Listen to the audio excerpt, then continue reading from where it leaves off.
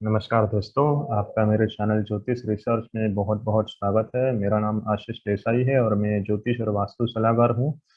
आप सबसे एक रिक्वेस्ट है कि अगर आपको मेरा चैनल, मेरा वीडियोस, मेरा काम पसंद आ रहा है तो प्लीज़ मेरे चैनल को लाइक कीजिए, शेयर कीजिए और सब्सक्राइब कीजिए। इससे मुझे और अच्छे अच्छे वीडियोस बनाने की प्रेरणा मिलती रहे। तो चलिए चलते हैं आज के विषय पर। उसके पहले आप सबसे मैं एक चीज़ बताना चाहता हूँ। अगर आपको मेरे से कुंडली दिखवानी है या कोई एस्ट्रोलॉजी कंसल्टेशन करवाना है तो यहाँ पे मेरा ईमेल आईडी दिया हुआ है jyotisresearch@gmail.com। मेरा व्हाट्सअप नंबर, मोबाइल नंबर दिया हुआ है 9657569256। आप कभी भी मुझे इस नंबर पर मैसेज कर सकते हैं। कंसल्ट करने के लिए कोई अगर चार्जेस या कुछ भी पूछना हो तो इस नंबर पर मैसेज कीजिए या मुझे ईमेल कीजिए। मेरी वेबसाइट www.jyotish-research.com, यहाँ पे मेरे बहुत सारे लेख लिखे हुए हैं। अगर आपको मेरे बारे में पढ़ना है या मेरे लेख पढ़ने हैं तो आप इस वेबसाइट को विजिट कर सकते हैं। तो चलिए आज के विषय की ओर चलते हैं। आज का हमारा विषय है कुंडली मिलान।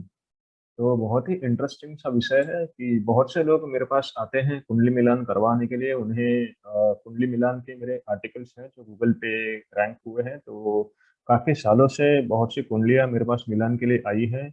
और बहुत सी बार ऐसी हैरानी होती है जब लोग सिर्फ गुण मिलन करके कुंडलियां मिलाते हैं। मंगल दोष के आधार पर कुंडली को रिजेक्ट किया जाता है या कोई ना कोई दोष बताकर कुंडली को रिजेक्ट किया जाता है। कुंडली के अंदर क्या ग्रह स्थिति है, कुंडली कैसी है, कुछ देखा नहीं जाता है। बिना आगे पीछे देखे बस एक दोष के आधार पर कुंडली को रिजेक्ट किया जाता है। तो ये बड़ा ही गलत तरीका है कुंडली मिलाने का। और सबसे पहला सवाल ये है कि कुंडली मिलान क्यों करें। तो दोस्तों ऐसा है कि पहले जब महिलाएं घर से बाहर नहीं निकलती थी, 50-60 साल पहले, जब पुरुष ही सब कुछ करते थे, महिलाएं जब उस वक्त हाउसवाइफ्स होती थी, तो उस वक्त बहुत ज़्यादा ज़रूरत नहीं पड़ती थी कुंडली मिलाने की। उस वक्त ऐसा था कि महिलाएं घर के बड़े पुरुष की बातें सुनती थी, घर के बड़े बुजुर्गों की बातें सुनती थी, अपने आप से कोई इंडिपेंडेंट डिसीजंस नहीं लेती थी। तो उस वक्त कुंडली मिलान बहुत ज़्यादा मायने नहीं रखता था, क्योंकि घर पे अगर लड़ाइयाँ हो भी जाती थी तो वो बड़े बुजुर्गों की वजह से कंट्रोल में आ जाती थी। तलाक सही इतने आसानी से नहीं होते थे। तो कुंडली मिलान की उस वक्त, उस जमाने में ज़रूरत बहुत कम थी, फिर भी लोग कुंडली मिलाते थे। बहुत से लोग ऐसे भी हैं जो बिना कुंडली मिलाए शादी करते थे, लेकिन शादियाँ कभी खराब नहीं हुई।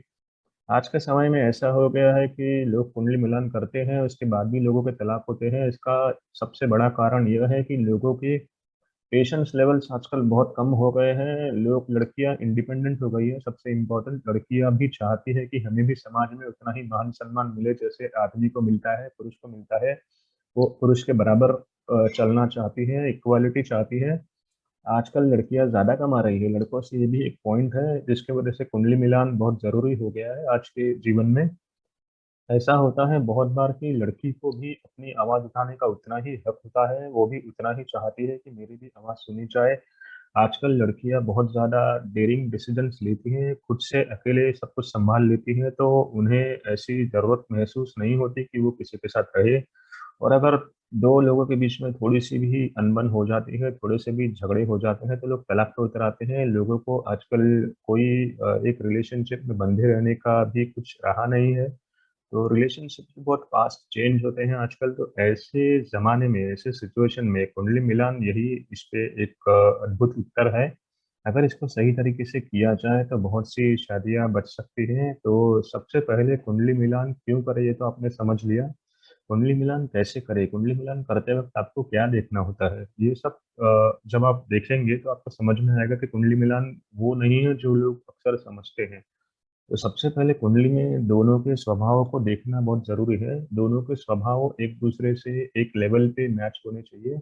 अगर स्वभाव दोनों के मैच नहीं होते तो बहुत अनबन बन सकती है, रिलेशनशिप टूटने के चांसेस बढ़ सकते हैं। कैसा होता है कि कोई लड़की है वो बहुत ज्यादा रोमांटिक है, और अगर उसकी शादी किसी ऐसे लड़के से होती है जो बिल्कुल ही गुस्सैली स्वभाव का है, जिसको बात बात पे गुस्सा आता है, बात बात पे चिढ़ता है, बात बात पे हक जमाता है, तो ऑब्वियस लड़की उसके साथ रह के फ्रस्ट्रेट हो जाएगी। तो उस फ्रस्ट्रेशन में दोनों के रिलेशनशिप में कुछ अच्छा बचेगा नहीं। लड़की उससे ज्यादा बात करना पसंद नहीं करेगी, उसके साथ कुछ शेयर करना पसंद नहीं करेगी, उसके साथ घूमने फिरने से भी उसको तकलीफ होगी। तो ऐसे में रिलेशनशिप धीरे धीरे खराब होता जाएगा। और अगर लड़की की कुंडली अगर ऐसी है कि तलाक के योग है, तो तलाक होने के लिए बहुत ज़्यादा वक्त नहीं लगेगा ऐसे में। तो दोनों का स्वभाव देखना एक बहुत ज़रूरी चीज़ है। स्वभाव ही सब कुछ होता है। अगर व्यक्ति का स्वभाव अच्छा है, बहुत वो एडजस्टेबल है, वर्सटाइल है, तो वो शादी टिक सकती है। तो इसलिए दोनों के स्वभाव को मिलाना, दोनों के स्वभाव को मिला के उस पर उसके आधार पर गुण-मिलन करना, इससे शादियाँ बच सकती है। तो दोस्तों इस चीज़ को ज़्यादा ध्यान में रखें। कुंडली में वैवाहिक जीवन कैसा है, कुंडली में पारिवारिक जीवन कैसा है, ये चीज़ें भी आपको देखनी चाहिए, लेकिन ये चीज़ें कोई देखता नहीं है। कुंडली आने से पहले ही लोग बस ऐसे डेटा एंटर करते हैं, कंप्यूटर में गुण मिलाते हैं, हाँ, चलो भाई 18 गुण मिल गए तो ठीक है कुंडली मैच हो गई, 16 गुण मिल गए तो कुंडली रिजेक्ट कर दो, मैच नहीं होती। 32 गुण मिल गए, अरे जोड़ी तो भगवान ने बनाई है, ये सब चीज़ें चलती हैं, जो कि बहुत ही गलत है। दूसरी ये चीज़ है कि आपको आयु भी देखनी होती है। कुंडली ने आपको ऋषि मुनियों ने जो नियम दिए हैं, उससे आप कुंडली को साधारण क्लासिफ़ाई कर सकते हैं कि वह अल्पायु है, मध्यायु है या दीर्घायु है। इसके नियम दिए गए हैं, नियम आपको वैसे के वैसे अप्लाई नहीं करने हैं अंधे की तरह, उसमें भी बहुत सोच समझ के करना होता है क्योंकि आयु किसी को बताई नहीं जाती ऐसे, इसके कभी प्रेडिक्शन देने भी नहीं चाहिए। कि बहुत से लोग ऐसे डर जाते हैं इस चीज़ को सुनकर और उनके ऊपर कुछ नेगेटिव इम्पैक्ट हो सकता है, तो इसलिए आयु बहुत सँभाल के बोलनी चाहिए किसी को भी। तो उसका सिर्फ़ एक अंदाज़ लेके आपको कुंडली मिलानी है कि दोनों की आयु कैसी है, क्या है? अगर दोनों की कुंडली एक ही आयु के इसमें बैठती है, अगर सपोज़ दोनों की कुंडली में मध्यायु योग दिख रहा है, तो दोनों की कुंडली मैच होती है। अगर एक का पूर्णायु है, एक का अल्पायु है, तो ऐसी कुंडली मैच नहीं करनी चाहिए।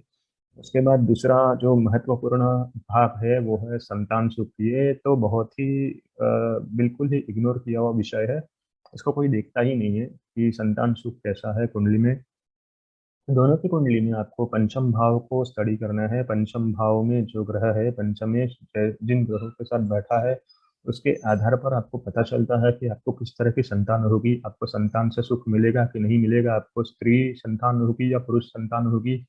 ये सारी चीज़ें आपको पंचम भाव, पंचमेश के साथ देख के चेक करके पता चलता है। इसके बाद आपको वर्गा कुंडलियाँ भी देखनी होती है, जिसके बारे में मैं कभी अभी बता नहीं रहा हूँ कोई भी वीडियोज़ में, क्योंकि अगर मैं बहुत ज़्यादा डिटेल में जाने लग गया तो लोगों को बिल्कुल भी समझ में नहीं आएगा। तो मैं अभी सिर्फ़ लग्न कुंडली तक की बात कर रहा हूँ। सारे वीडियोज़ में आपने देखा होगा कि मैंने कोई भी वीडियो में नवांश चार्ट या दशांश चार्ट या कोई भी चार्ट को नहीं लिया है, डिविज़नल चार्ट को।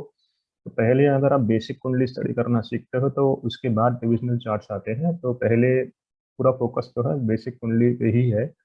तो ऐसे करके संतान अगर सपोज़ किसी एक ही कुंडली में संतान का योग बहुत ही खराब है और दूसरे की कुंडली में संतान का योग अच्छा है, तो ऐसे में जो दोनों की बीज से जो संतान उत्पन्न होगी, उसमें कुछ ना कुछ प्रॉब्लम आएगी, कुछ ना कुछ डिफेक्ट होगा, जेनेटिक डिफेक्ट जिसे हम कहते हैं, कुछ ना कुछ दोष आ सकता है। जिसकी कुंडली में संतान का योग अच्छा है, उसको संतान का सुख अच्छा मिलेगा, संतान की उसके साथ अच्छी बनेगी।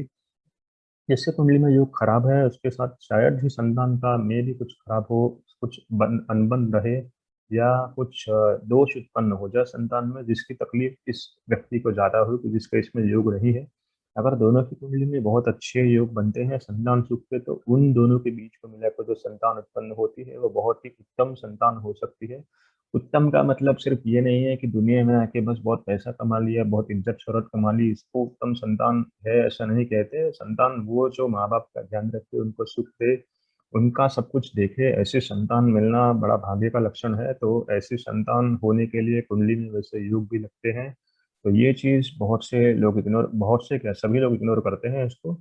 इसके बाद स्वास्थ्य आता है, स्वास्थ्य कैसा है, कुंडली में स्वास्थ्य का क्या योग रहेगा, पूरी ज़िंदगी में स्वास्थ्य कैसा रहेगा, स्वास्थ्य से झगड़ना पड़ेगा पूरी ज़िंदगी या बहुत अच्छा उत्तम स्वास्थ्य रहेगा, कोई एक्सीडेंट्स का योग है, कोई सर्जरी का योग है, अगर कोई जानलेवा बीमारी होने का योग है या दीर्घ बीमारी का योग है, ये सब आपको कुंडली को पूरा एनालाइज़ करने के बाद पता चलता है। तो ये दोनों कुंडलियों में देखा जाता है कि अगर दोनों का स्वास्थ्य अच्छा है या दोनों का एक जैसा है, दोनों का कंपैटिबल है, एक जैसा है और दोनों एक-दूसरे के साथ एडजस्ट कर सकते हैं, तो ऐसे में ही कुंडली मैच होती है।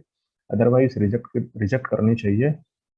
आर्थिक स्थिति वो भी उतना ही महत्वपूर्ण भाग है। आज तो कैसा है कि दोनों कमाते हैं, लड़का-लड़की तो इतना इम्पोर्टेंट नहीं है, लेकिन बहुत से लोगों में आज भी स्टेटस देखा जाता है कि व्यक्ति किस घर से है, कौन से स्टेटस से है, तो ये एक इम्पोर्टेंट चीज़ है। इसके बाद ये होता है कि अगर लड़का अकेला कमाने वाला है पूरे घर में और अगर लड़की हाउसवाइफ बनने वाली है, तो लड़के की कुंडली में जो धन योग है, जो आर्थिक स्थिति है, वो अच्छी होना बहुत जरूरी है, क्योंकि वो अकेला पूरे परिवार का पालन पोषण करने वाला आदमी होगा।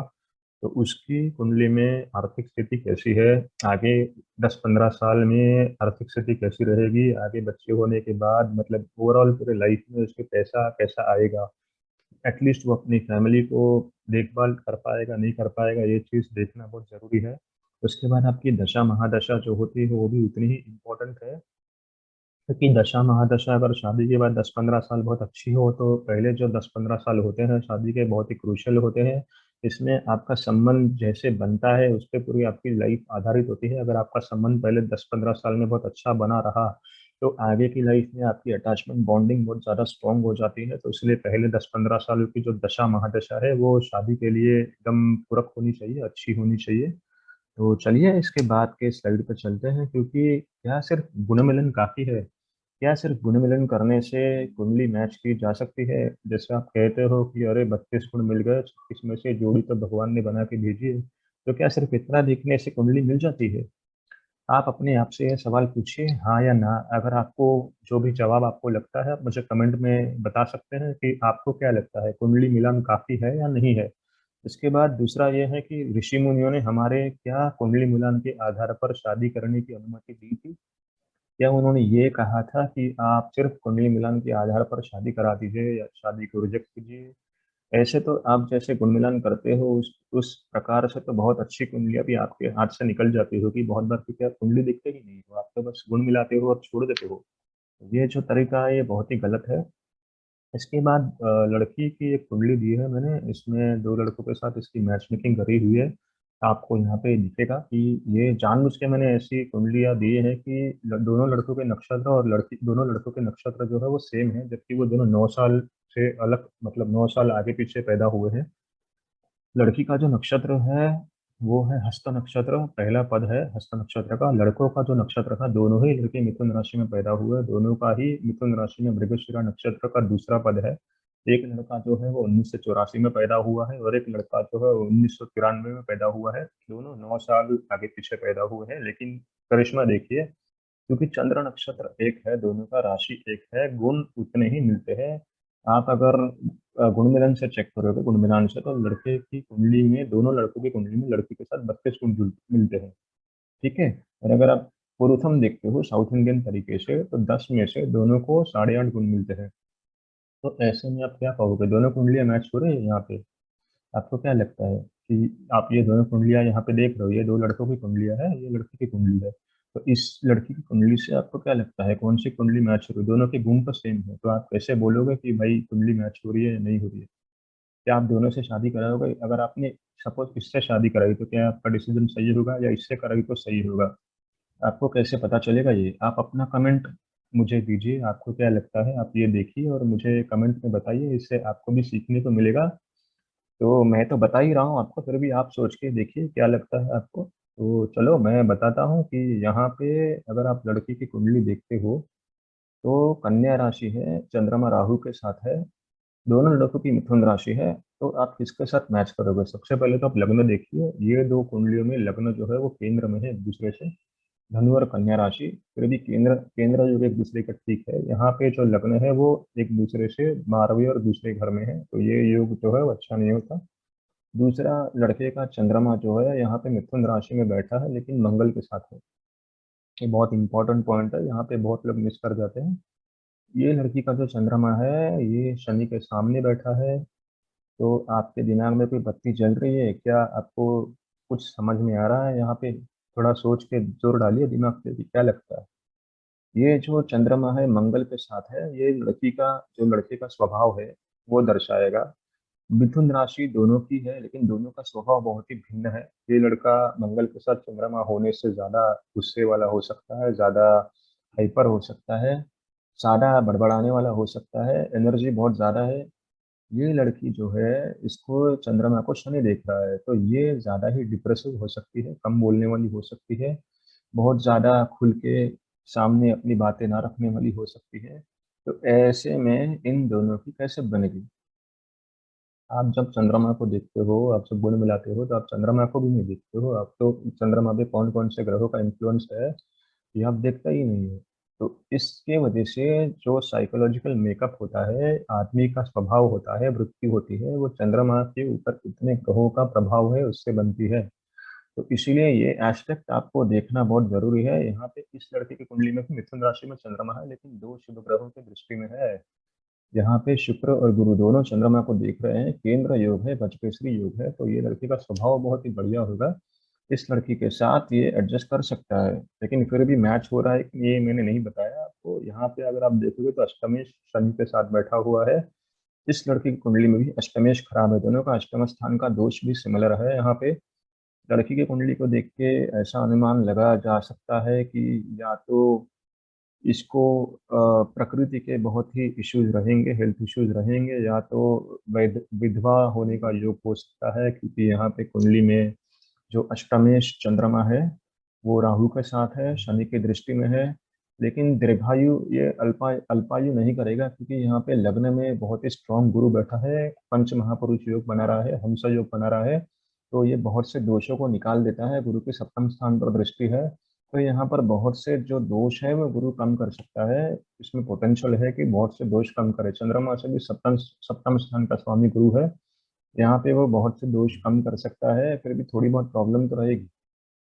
ठीक है, तो इस तरीके से कुंडली को मिलान किया जाता है। दोनों में से कौन सी कुंडली अच्छी है ये अगर आपको जानना है, दोनों के गुण सेम है, तो आपको कुंडली को स्टडी करना पड़ेगा, क्योंकि आप लोग नहीं करते हो।